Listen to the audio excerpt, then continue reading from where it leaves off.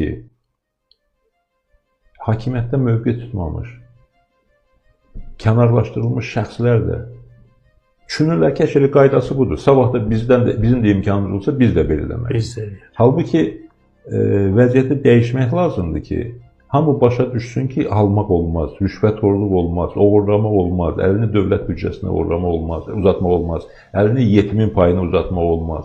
Bu, Azərbaycan xalqının, Türk millətinin həmişə mədəniyyətində olan bir məsələdir ki, oğurluq eləmək olmaz, yetimin malını yemək olmaz. Bax, bu sadə həqiqətlər Azərbaycanda bugün avtoritar rejim şəraitində, korrupsioner rejim şəraitində yaddan çıxarılıb arxa plana atılıbdır və hakimiyyətin yaratdığı mənfi nümunə cəmiyyətə də öz təsirini təəssüf göstərir.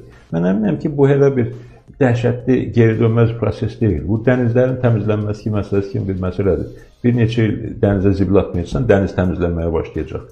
Cəmiyyətdə də bu korrupsiyanın, rüşvətin, bu qanunsuzluqların qarşısını alsan, 1-2 ildən sonra artıq o aradan qalxmağa başlayacaq. Demirəm ki, tamamilə aradan qalxacaq. İnsan təbiətidir.